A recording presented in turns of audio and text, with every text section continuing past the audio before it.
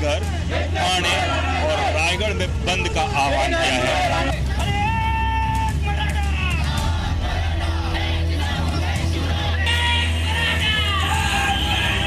मुंबई के काफी इलाकों के अंदर बंद है। मुंबई के अंदर रेलवे बंद है, जोगेश्वरी वेस्टर्न लाइन बंद हो गई है। मराठा क्रांति मोर्चा के जो समर्थक है वो यहाँ पर जोगेश्वरी स्टेशन पर पटरी पर उतर आए हैं और आप देख सकते हैं कि जो फास्ट ट्रेन यहाँ पर जो थी उसे रोक दिया है।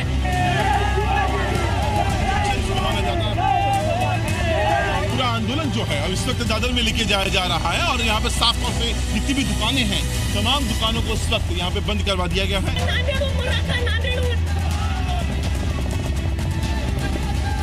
जितने भी मुंबई के शहर हैं अलग अलग, वहां पर इस वक्त इसी तरह का मोर्चा निकाला जा रहा है।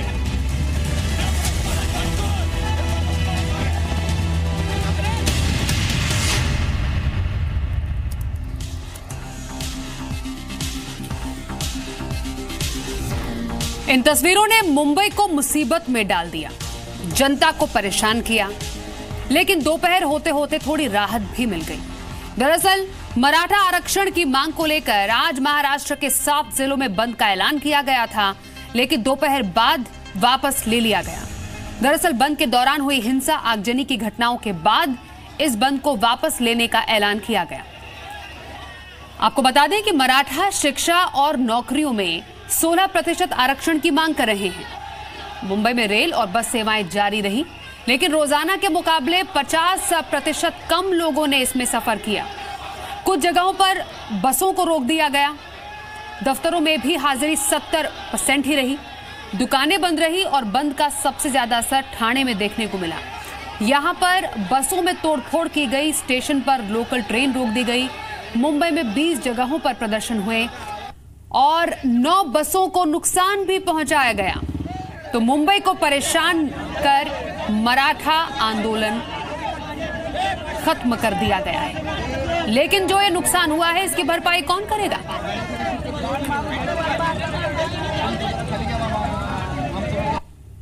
आंदोलन करने वाले लोग ये सब कुछ करते नहीं है। हमारे समाज ने 58 मोर्चे निकाले, पीसफुली निकाले। हमारा समाज इस तरह का गंदा काम कभी करता नहीं है और ना ही कभी करेगा। छत्रपति शिवाजी महाराज के हम लोग पाइक है और उनके कहने के ऊपर आज तक हम लोगों ने मार्गक्रमण किया है। नहीं, हमारे कार्यकर्ता लोग तो नहीं हो सकते, लेकिन हम लोग देखते हैं। अभी हम लोगों को देखना पड़ेगा कौन है और कौन नहीं है। इसके लिए हम लोगों ने क्या किया, जो लोगों ने हम लोगों को हेल्प की है, जो मुंबई ने हम लोगों को साथ दिया है, जो प्रेस मीडिया पुलिस ने हमको साथ दिया है और वो आगे कुछ बिगड़े नहीं, इसलिए हम ये आंदोलन को पीछे ले रहे हैं। तो मुंबई में मराठा महाभारत लगातार दिन भर सुबह से अब तक कई जगह विरोध प्रदर्शन हुआ। आगजनी की तस्वीरें भी आप मेरे पीछे देख सकते हैं, लेकिन मुंबई और महाराष्ट्र को परेशान करके इस आंदोलन को फिलहाल बंद कर दिया गया है। आपको बताएं कि इस वक्त हमारे साथ हमारे 2 सहयोगी जुड़ गए हैं। वहां पर फिलहाल ताजा हाल क्या है उन्हीं से समझते और जानते हैं। इस वक्त दादर प्लाजा से हमारे साथ मेरी सहयोगी महिमा सिंह है और साइन रेलवे स्टेशन से अमित कुटेचा हमारे साथ लाइव जुड़ गए हैं। सबसे पहले मैं महिमा आपके पास आऊंगी। सुबह से अब तक अगर आज के दिन की बात करें तो बहुत ज्यादा मुंबई में इस आंदोलन का असर देखने को मिला। अब बसों, कई जगह लोकल ट्रेन सेवा पर असर, देखिए किस तरीके से ट्रेन को रोक दिया गया। फिलहाल आंदोलन बंद तो कर दिया गया है, लेकिन क्या पूरी तरह जिंदगी पटरी पर लौट गई है?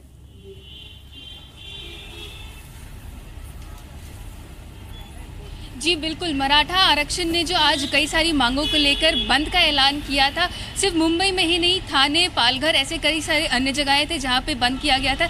इस वक्त हम दादर वेस्ट इलाके में खड़े हैं। आपको बता दें, ये जो दादर प्लाजा एरिया है वो स्टेशन के करीब आता है और यहाँ पे करीबन बहुत लोग, यहाँ पे कई सारी दुकानें और काफ़ी भीड़ देखने को मिलती है। लेकिन बाकी दिनों के मुकाबले आज की अगर हम बात करें तो काफ़ी कम भीड़ दिखाई दे रही है। आप मेरे पीछे देख सकते हैं, दुकानें जो है पूरी तरीके से बंद कर दिया गया था, लेकिन आंदोलन वापस लेने के बाद धीरे धीरे जो दुकानें हैं वो भी खुलना शुरू हो गए हैं। आंदोलन जो अभी थोड़ी देर ही पहले प्रेस कॉन्फ्रेंस रखा गया था, जिसमें जो मराठा मोर्चा के जो संयोजक है वीरेंद्र यादव, वीरेंद्र पवार, उन्होंने ये कहा कि जो अभी तक उन्होंने 58 मोर्चे ऐसे आंदोलन किए हैं, लेकिन ऐसा जो आज हिंसा हुआ है उसकी वजह से कहीं ना कहीं एक राजनीति इसे बताई जा रही है, जिसकी वजह से आंदोलन इस एरिया में वापस ले लिया गया है। हालांकि उन्होंने ये रिक्वेस्ट भी किया है जो नवी मुंबई और थाने का जो इलाका है वहाँ भी आंदोलन जल्दी वापस ले लिया जाएगा। जी महिमा, हम आपके पीछे देख पा रहे हैं दादर प्लाजा में आप अभी भी शटर डाउन है। क्या बाकी दिन की अब बात करें तो दुकानदारों ने डिसाइड किया है कि हाँ वो अब अपनी दुकानें खोलेंगे, एक बार फिर से वहां पर जो कामकाज है वो बिल्कुल नॉर्मल तरीके से जैसे मुंबई में रोजाना होता है वैसे शुरू हो जाएगा, कि अभी भी लोग समझ रहे हैं कि आज के दिन एहतियात बरतना ही बेहतर है?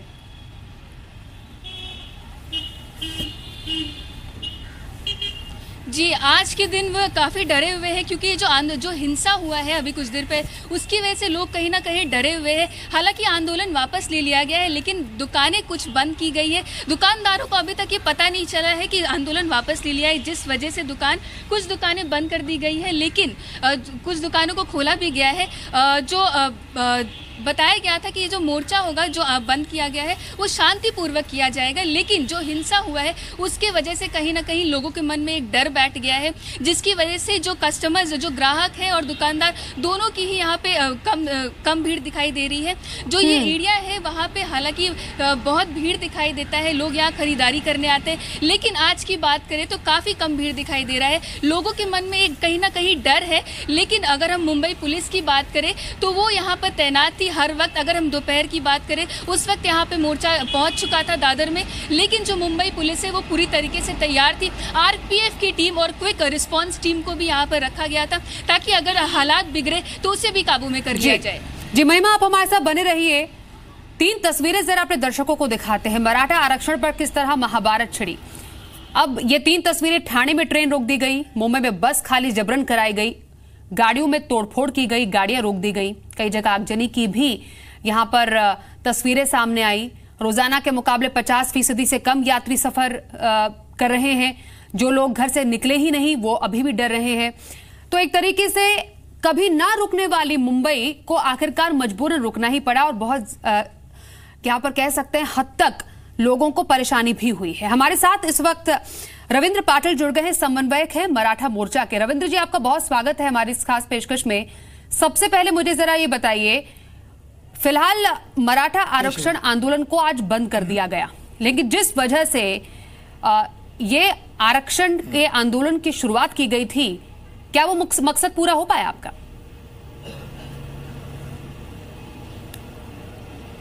देखिए, मकसद तो पूरा नहीं हो पाया है अब तक। हम सरकार से बार बार मांग कर रहे हैं कि हमारे मांगों को लेके आप कहीं तो भी थोड़ा सा सीरियस हो जाइए और हमें टाइम बाउंड कार्यक्रम दीजिए। ठीक है, अगर ये कह रहे हैं कि आरक्षण कोर्ट में है तो कोई बात नहीं, आप हमें बोलिए ना कब तक आप कर सकते हो। राज्य मागास वर्गीय आयोग अब तक ये काम क्यों नहीं पूरा कर पाया है, तो इसमें ढिलाई क्यों बरती गई है? पिछले 1.5 साल से ये चल रहा है, 2 साल से मार्च निकल रहे हैं और हम ही पे आरोप कर रहे हैं। अब मुझे बताइए, पहले 58 जो मार्च हमने निकाले उसमें तो कोई दिक्कत नहीं की हम लोगों ने, हमने उसमें तो आवाज भी नहीं की। आज जो हो रहा है ये लोगों का अंदर का गुस्सा है वो उमड़ पड़ रहा है।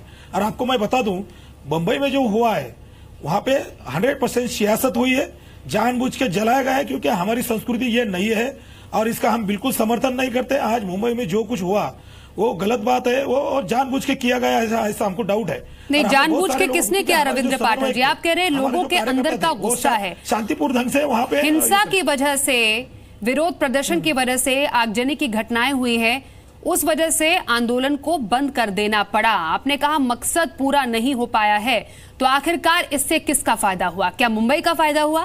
क्या महाराष्ट्र का फायदा हुआ? क्या आपके आंदोलन को इससे फायदा हुआ? कौन भरपाई करेगा इस नुकसान की? मैं आपको पहले ही बता चुका हूं, जैसे कि मैं ये जो है ये हम लोगों के तरफ से हुआ है, ऐसा मैं कभी नहीं चाहूंगा। ठीक है, ग्रामीण में ऐसा हो सकता है, लेकिन मुंबई जैसे संवेदनशील शहर में ऐसा नहीं हो सकता है। ये जानबूझ के किसी को तो भी ये सियासत है और ये लोग कर रहे हैं। और मैं बोलता हूं ठीक है, वो फायदा नफा नुकसान इसके लिए तो कोई आंदोलन होता नहीं है। हम आज भी ठिया आंदोलन कर रहे हैं और हमारा आंदोलन जारी रहेगा, ये हम बार बार करें। लेकिन हमारा जो आंदोलन चालू है वो शांतिप्रिय ढंग से चालू है। और ये आंदोलन जो चालू है, मैं आपको बताना चाहता हूं, ये आज से नहीं चालू है। बीड़ जिला में परली एक गांव है, तालुका प्लेस है, वहां से 18 तारीख को हमने एक फैसला किया और वहीं से हमने ठिया आंदोलन चालू कर दिया, मतलब बैठा आंदोलन, धरना आंदोलन। और ये धरना आंदोलन पूरे महाराष्ट्र में चालू है। जैसे कि आपको मैं बता दूं, कल भी हमने महाराष्ट्र बंद की हाक दी थी। पूरा महाराष्ट्र कल बंद था। थोड़े बहुत छोटी मोटी घटनाएं हो गई, कोई बात नहीं, लेकिन ये गलत है। हम इसका समर्थन बिल्कुल नहीं कर रहे। हम बार बार अपील कर रहे थे, आज मैं आपकी ओर से अपील करता हूं कि हिंसा हमारा मार्ग नहीं है। हम सनस्ती मार्ग से लड़ेंगे और हमारी मांगे जब तक पूरी नहीं होगी, आगे का मार्ग क्या रविंद्र पाटिल जी? और प्रदर्शन करते रहेंगे। आगे का मार्ग क्या? आगे हम आगे जब हम यहाँ पे ठिया आंदोलन के जो बैठे हैं, तो ये आंदोलन हमारा जारी रहेगा। इतना है कि धरना होगा, प्रदर्शन होगा, सरकार के खिलाफ नारे लगेंगे, सरकार के खिलाफ घोषणाएं होगी। और जब तक सरकार हमें टाइम बाउंड कार्यक्रम नहीं देती है, और सरकार क्या मांग रहे हैं, हम आरक्षण मांग रहे हैं, आरक्षण के मांगों को लेकर और आरक्षण और कुछ मांगों के लेकर हम रास्ते पे उतरे हैं, तो शांति से पूरे ढंग से हम उतरे हैं। तो सरकार को देखना चाहिए ना, सरकार बताइए। और कुछ चीजें ऐसी है, आपको बता दूं कि सरकार अगर दिल में लेती है तो 1-2 दिन में सब काम हो सकते हैं। और तो दिक्कत कहां पर आ रही है रविंद्र जी? मतलब सरकार की तरफ से सरकार के नुमाइंदे क्या कह रहे हैं आपको, जिस पर आंदोलन की नौबत आज छिड़ी? अब आप कह रहे हैं कि आगे भी आंदोलन किया जाएगा, और इस बार आंदोलन की तो यहां तक नौबत आ गई कि ट्रेन रोक दी गई, आगजनी की गई। तो आखिरकार दिक्कत मतलब दोनों ही पक्षों में, आपकी तरफ से और सरकार की तरफ से, किस बात को लेकर जो रोड़ा अटक रहा है?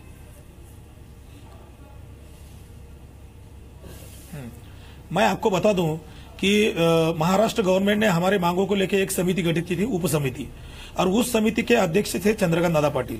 ठीक है, उनको वहां पे अध्यक्ष बनाया। ये सरकार की नीति होगी शायद, क्या होगा उनका। और उसमें और 4 मंत्री शामिल कर लिए गए थे। अब मेरा कहना यह है कि 5 मंत्री अगर उसमें है, एक ही मंत्री बार बार हमारे लोगों के साथ बात कर रहे हैं, बैठक कर रहे हैं, बाकी के 4 मंत्री गए कहाँ? वहां पे शंका उत्पन्न हुई। उसके बाद में कुछ मांगे हमारी पूरी की गई, ऐसा इन्होंने बोला। कोई बात नहीं, हमने जब टटोला नीचे, जैसे कि अभी 50% फीस माफ, वो तो नीचे लागू हो ही नहीं रहा है। कोई कॉलेजेस, संस्थाएं ये लागू नहीं कर रही है, कहते हैं कि हमें अध्यादेश नहीं मिला है। ये सरकार इन लोगों पे कार्रवाई क्यों नहीं कर रही है, या तो फिर इसके बजटरी प्रोविजन अब तक क्यों नहीं हुआ है? और दूसरी बात जो है, अन्ना साहब पाटिल की ओर से जो स्किल डेवलपमेंट योजना है गवर्नमेंट की, उसके तहत ये लोग जो बेरोजगार को रोजगार देने की बात कर रहे थे, तो उसका लोन तो सही मायने में मिलना चाहिए था बैंकों को। और बैंक कह रही है कि हम दे नहीं सकते, मॉर्गेज चाहिए। अगर हमारे पास मॉर्गेज देने के लिए कुछ होता तो सरकार की तरफ हम मांगने को जाते काहे के लिए? आज तक के जो भी यहाँ की ये है मंडल है, उनको ऐसे ही लोन दिया गया, तो वैसे हमको दीजिए और सीधी वहां पे ये होना चाहिए। लेकिन ये जो बातें हैं सब, और हॉस्टल की बात चली है, हॉस्टल तो अब तक कुछ भी किया नहीं है, और इन्होंने खाली बातें की है। ये कहते हैं कि हमने जीआर निकाला है, और जीआर निचली स्तर पे कहीं भी लागू नहीं पड़ रहा है। मतलब शंका निर्माण हो चुकी है, और ऐसा लग रहा है कि ये सरकार कुछ नहीं करेगी। इसके वजह से लोग गुस्साए हुए हैं, और गुस्सा उमड़ पड़ रहा है। अभी रोकने के हमें आप बताइए, मराठा आरक्षण में जो तमाम आपके संगठन के जो कार्यकर्ता हैं वो गुस्साए हुए हैं। अब ये कौन लोग हैं, अब कितने लोगों की बात कर रहे हैं, हम उसमें नहीं जा रहे हैं। अब आप कह रहे हैं लोग गुस्साए हुए हैं। ये जो हम तस्वीरों में दिखा रहे हैं कार्यकर्ता हैं, और जो तोड़फोड़ हुई है उसमें कई लोग शामिल भी रहे हैं। अब आप कह रहे हैं षड्यंत्र है, अब ये भी नहीं बता रहे किसका षड्यंत्र है, लेकिन नुकसान बहुत हुआ है, प्रॉपर्टी का नुकसान हुआ है। चंद्रकांत सालुंखे जी इस वक्त हमारे साथ है, president Maharashtra industrial development association. Chandrakant ji, स्वागत है आपका हमारी इस खास पेशकश में। ये बताइए, महाराष्ट्र आंदोलन से एक दिन में कितने नुकसान का आकलन कर रहे हैं आप? देखिए, महाराष्ट्र में जो मराठा कम्युनिटी का जो आंदोलन चल रहा है, उसकी वजह से कल परसों और आज के दिन में महाराष्ट्र में, पर्टिकुलरली मुंबई में, बहुत सारे इंडस्ट्रीज, सर्विस इंडस्ट्रीज बंद है। और इसका इम्पैक्ट महाराष्ट्र के प्रोडक्टिविटी पर, महाराष्ट्र के इकोनॉमिक ग्रोथ के ऊपर भी बहुत आ रहा है। जैसे कि मराठा कम्युनिटी ने लास्ट 58 मोर्चा बहुत शांति से निकाले। सरकार को उन्होंने बहुत सारे ऐसे सूचनाएं दिए, प्रेजेंटेशंस दिया, पर सरकार ने गंभीरता से लिया नहीं है। इसका इम्पैक्ट हमारे छोटे छोटे इंडस्ट्रीज़ के ऊपर, बड़ी जो इंडस्ट्रीज़ है उनको बंद होने की वजह से, क्योंकि बहुत सारे इंडस्ट्रीज़ के काम करने वाले नौकर भी इसमें शामिल हो गए, तो इंडस्ट्री का प्रोडक्टिविटी बंद हो गई है। इससे एक है कि सरकार उनकी आंखें खुलनी चाहिए।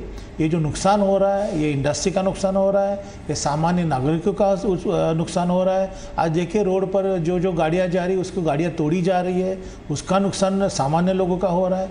ये सरकार को कोई इसमें कोई दिक्कत नहीं है, लेकिन जो इंडस्ट्री और जो कॉमन पीपल का जो कठिनाई है बढ़ रही है, इस पर ध्यान देना बहुत जरूरी है। चंद्रकांत जी, ये भी बताइए, बार बार आंदोलन होने लगे हैं, राज्य में क्या निवेश के माहौल को इससे नुकसान पहुंचेगा?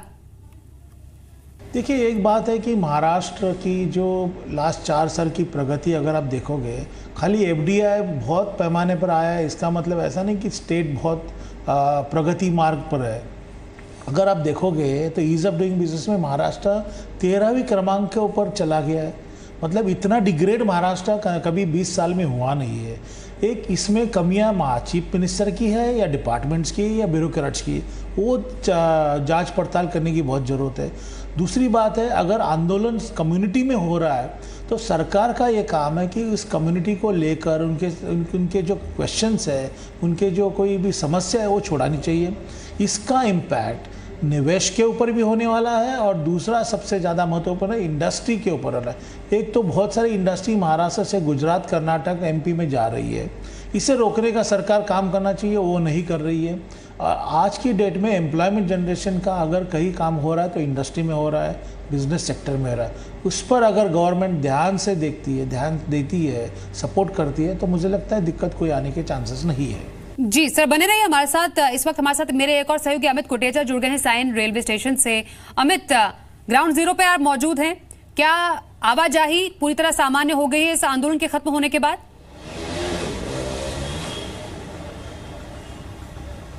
जी बिल्कुल, यहाँ पे एक बड़ी बात बताना चाहूँगा कि जिस तरीके से सुबह 10:30 या 11 बजे के करीब हमें दृश्य देख रहा था, वो अभी फिलहाल मौजूदा परिस्थिति में बिल्कुल उल्टा है।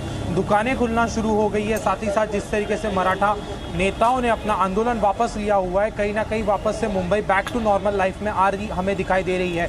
साथ ही साथ लोकल ट्रेन की अगर बात करें तो लोकल ट्रेन की सर्विसेज अभी फिलहाल वापस नॉर्मली चल रही है, लेकिन अभी भी जो ट्रांस हार्बर का पट्टा है, जो थाने से निकलकर वाशी या पनवेल की तरफ जाता है, उसे अभी भी रोका गया है, उसे अभी भी तक शुरू नहीं करवाया गया है, क्योंकि अभी भी घनसोली इलाके में कहीं ना कहीं मराठा मोर्चा का एक प्रकोप अभी भी चल रहा है, जिस वजह से मुंबई की लोकल ट्रेन को भी रोका गया है। साथ ही साथ आज पूरे दिन की अगर बात बताऊं तो कुल मिलाकर 16 बेस्ट बसेस को नुकसान पहुंचा है, 16 बेस्ट बसेस को तोड़ा गया है, कुछ को आग लगाया गया है। साथ ही साथ कुल मिलाकर बेस्ट बसेस का 1 लाख रुपए का कुल नुकसान हुआ है। हालांकि बहुत सारे जगहों पर ये तो कुछ शांतिपूर्वक ही था, जहाँ पे सिर्फ रास्ता रोको आंदोलन देखा गया, लेकिन कुछ जगहों पर जैसे कामोठे, घनसोली और थाने के कुछ इलाकों पर यहाँ पे पत्थरबाजी भी हुई, बसें भी जलाई गई, साथ ही साथ कुछ यहाँ पे तोड़ाफोड़ भी हमें वो देखने मिली थी।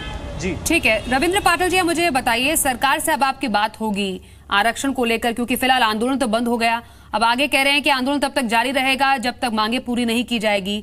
अगर कोई बीच का रास्ता निकलता है, मतलब जितने प्रतिशत आरक्षण की आप मांग कर रहे हैं 16%, बीच का रास्ता अगर सरकार निकालने की कोशिश करती है तो आपको मंजूर है?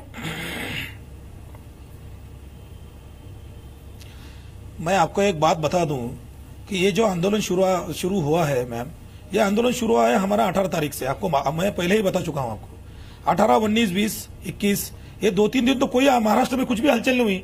शांतता पूर्व मार्ग से हमारा आंदोलन चल रहा था, हम आराम से बैठे थे, ठिया कर रहे थे, धरना हम लोग दे रहे थे और घोषणाएं कर रहे थे कि सरकार कुछ करे। अभी ये गुस्सा लोगों का क्यों उमड़ पड़ा कि हमारे एक भाई की शहादत यहाँ पे हुई है। और आपको मैं बता दूं कि 2 दिन पहले प्रशासन को, वहां के तहसीलदार होगा, वहां के जो पीआई है पुलिस स्टेशन के, उनको हमने 2 दिन पहले हमारे भाइयों ने वहां पे निवेदन दिया था कि भाई हम जल समाधि आंदोलन कर रहे हैं। इतना सारा करने के बावजूद भी वहां पे कोई भी इमरजेंसी यंत्रणा वहां पे नहीं थी, इसी के कारण हमारी एक भाई की जान गई। तो लोग इसीलिए रविंद्र जी, मुझे अब इसके बारे में सोल्यूशन बताइए ना। अगर ये सोल्यूशन बताइए, जान चली गई है, प्रॉपर्टी को नुकसान पहुंचा है, कई लोग अपना जो रोजी रोटी कमाते हैं वो नहीं कमा पाए, दुकानों को बंद करना पड़ा, कई लोग अपने दफ्तर नहीं जा पाए, कई बच्चे अब स्कूल कॉलेज नहीं जा पाए। इसकी बात भी हम करेंगे और इस पर आप कह रहे हैं ठीक है, शांतिपूर्ण धरना प्रदर्शन करना चाहते थे, लेकिन उसके बाद शहादत हुई एक भाई की, उसके बाद ये आंदोलन बहुत हिंसक हो गया। अब मुझे बताइए, ये फिर से ना हो, क्या सोल्यूशन है इसका? क्या सरकार अगर बीच का रास्ता कोई निकालती है, मंजूर है आपको? सरकार रास्ता अगर निकालती है वो बात नहीं है, मैं एक ही बात कहना चाहता हूं कि हमने जो बोला है सरकार को पता है कि उन्हें क्या करना है, हम क्या मांग रहे हैं। हम यही कहते हैं कि हमारा जो आरक्षण को लेके ये कहीं तो भी टाइम बॉन्ड करे, और एक बार कह दे कि हम टाइम बॉन्ड कर रहे हैं, और वो लेके आए असेंबली में। असेंबली की जो मंत्रिमंडल की बैठक होगी तब उसमें लेके आइए, और वहां से हमें लिखित में दीजिए आप कि इतने इतने दिन में हम एफिडेविट दाखिल करेंगे हाईकोर्ट में। और आपकी तरफ से क्या समय सीमा है? एक और टाइम बाउंड आप कह रहे हैं, आपकी तरफ से क्या समय सीमा है? हम कोर्ट में गए थे, मैं खुद इंटरव्यूअर हूं, हमारे विनोद पाटिल जी कोर्ट में गए थे, और कोर्ट ने उनको फटकारा है सरकार को, और कहा है कि 31 तारीख तक तुम आयोग का काम खत्म कीजिए और 14 तारीख तक आप एफिडेविट दाखिल कीजिए। ऐसा स्पष्ट मुंबई हाई कोर्ट ने सरकार को कहा है। क्या सरकार 14 तारीख तक ये करने वाली है? क्या सरकार ने वो बताना चाहिए, और हम वही चाहते हैं कि सरकार 14 तारीख तक वहां एफिडेविट दाखिल करे मुंबई हाई कोर्ट में, तब जाके कहीं हमें तसल्ली होगी कि सरकार कुछ कर रही है। और जो बाकी की मांगे हैं उसे हमें लिखित में दीजिए कि जो हमारी मांगे पूरी नहीं कर रहा है, स्कूल हो, कॉलेजेस हो, कोई संस्थाएं हो, उन पे इन्होंने कार्रवाई करनी चाहिए। और जो बैंक हमारे लोगों को लिए स्किल डेवलपमेंट योजना अगर कुछ कर नहीं रही है तो उन पे भी कार्रवाई होनी चाहिए। और बाकी आश्वस्त करते हैं कि आगे आने वाले समय में ऐसी नौबत नहीं आएगी, ऐसा प्रदर्शन हिंसक नहीं होगा, क्योंकि पहले शांतिपूर्ण धरना प्रदर्शन हुआ है। ऐसी फिर से नौबत मुंबई वासियों को घर में बैठना पड़े, दिक्कत हो, ऐसा नहीं होगा, ऐसा आंदोलन नहीं होगा फिर से। बिल्कुल पूरी जवाबदारी से मैं यहाँ बोलता हूँ कि ऐसी नौबत आगे नहीं आएगी। और हम शांततापूर्वक अब तक जो 58 मार्च निकाले हैं, और वो दोनों भी निकाले हैं, वही भी कर रहे हैं। लेकिन आपको एक बात बता दूं, एक ही भाई की शहादत नहीं हुई है। कल एक 55 साल के बुजुर्ग भी हमारे, उन्होंने जो जहर ये किया था, उनकी भी आज डेथ हो गई है। इसकी वजह से ये और गुस्सा बढ़ गया है। तो दो लोग हमारे गए हैं रविंद्र जी, लेकिन हम नहीं चाहते हैं कि एक आरक्षण की वजह से ये आग जो है वो आम लोगों को परेशान करे।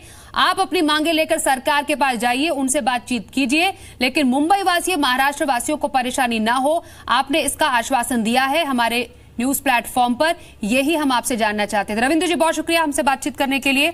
साथ ही हमारी सहयोगी महिमा, आपका शुक्रिया। अमित, ग्राउंड जीरो रिपोर्ट देने के लिए बहुत आपका शुक्रिया। चंद्रकांत सालुंके, आप हमारे साथ जुड़े, आपका भी बहुत शुक्रिया।